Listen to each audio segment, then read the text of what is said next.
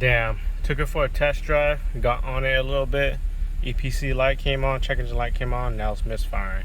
So looks like I have a cylinder 1 misfire. I want to pull that plug back out and take a look and figure out what's wrong. Alright guys, let's get some work done on the B8 S4 today. So in my last video, or on the video where I did the spark plug replacement on the B8 S4, I said that I won't do a video on replacing the ignition coil because basically the process of replacing the spark plugs consists of removing the ignition coil. So at that time you can replace the ignition coil too.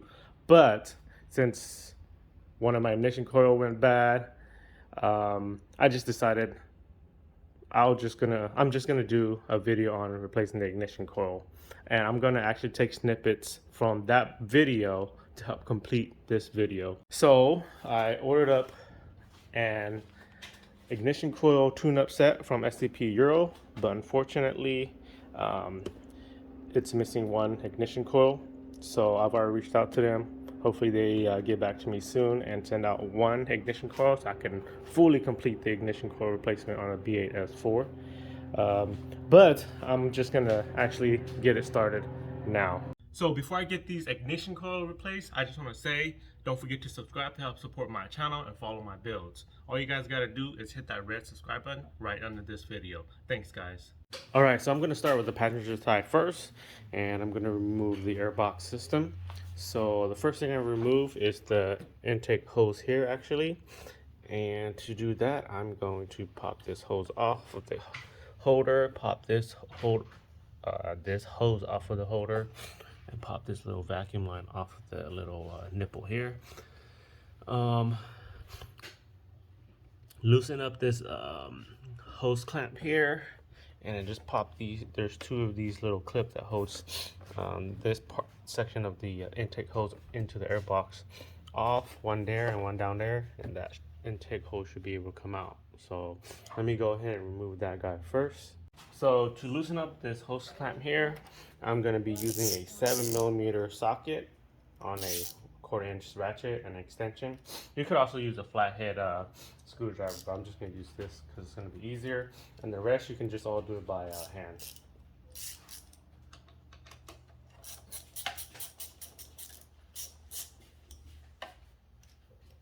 Pop this small vacuum hose off, pop this hose off that, pop this, pop these two clips, and the intake hose should be able to come out now.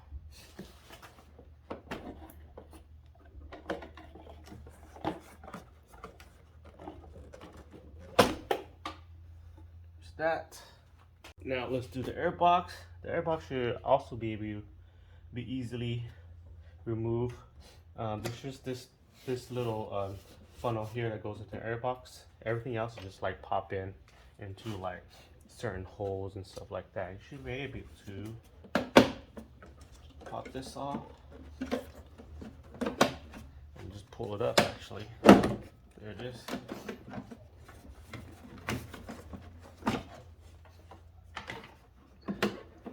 Oh, you also have the secondary air injection plastic hose here.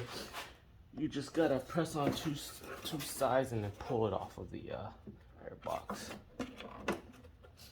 Here's the secondary air injection port that I was talking about on the airbox. The hose is right here. You just gotta press on these two sides here and just pull it down, and it should be able to come off of the airbox.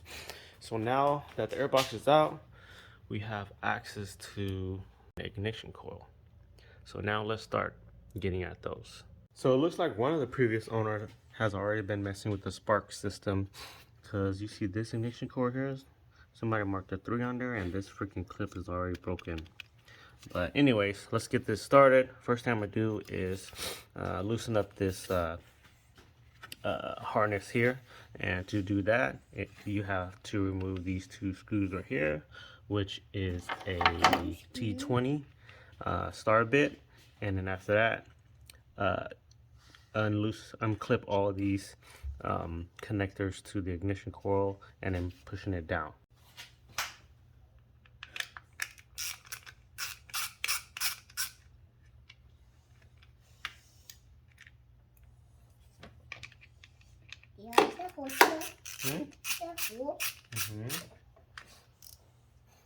Those two screws are out.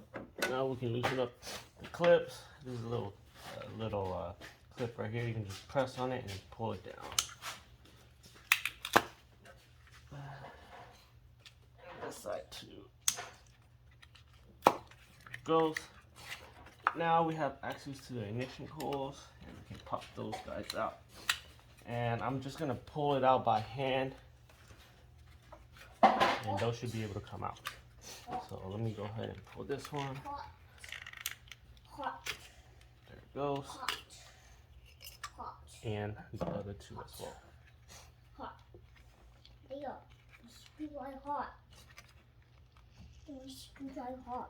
What happened? That's it. Just getting the out. They just getting it out.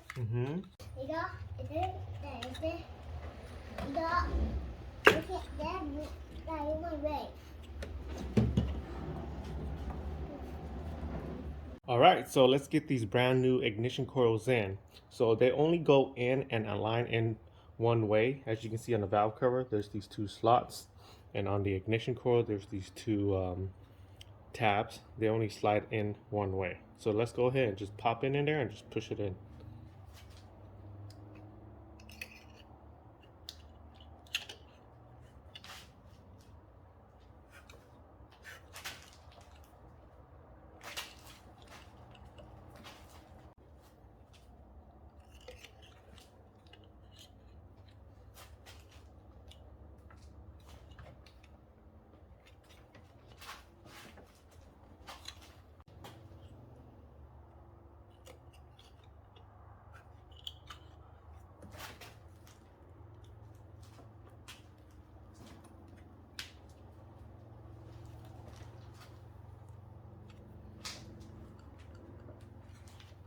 All right, so all three new ignition coils are installed. Let's button everything up by connecting the harness to the ignition coil, bolting on the harness, and installing the air box, and then we can move over to the driver's side. All right, so air box all buttoned up. Now we can move over to the driver's side.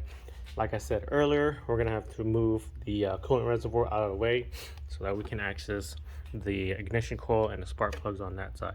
So what I'm gonna do is remove this little 10mm nut up top here. That should be able to allow you to move the coolant reservoir out of the way, and hopefully give you enough space to access the ignition coil and the spark plugs down there. All right, a few days later, and the last ignition coil is finally here. I want to thank FCP Euro for getting that out so quickly. Now let's finish up this install.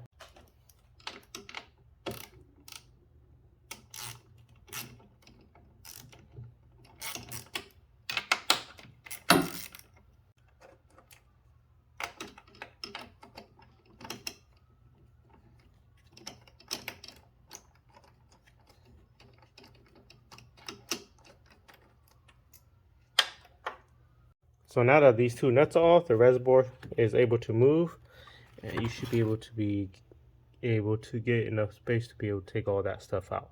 So it's going to be the exact same process as the passenger side. So what you would do is remove the two small little T20 screws right here, these two, to allow you to move the harness down when you unclip the harness from each of these individual ignition coils. So since it's the exact same as the passenger side, let me go ahead and just finish all that up and then button everything down, which is just bolting down this reservoir back up. All right, driver's side all installed and all buttoned up.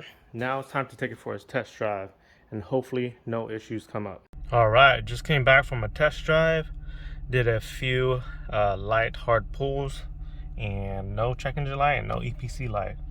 I've also been monitoring it while I was driving, and you can see there no misfires from any cylinders. All right guys, just got back from running some errands, drove about 80+ miles, and the car is running great. No misfires, no issues, no check engine light, no EPC light. So the car is good to go. The ignition coils definitely addressed the issue of the misfires.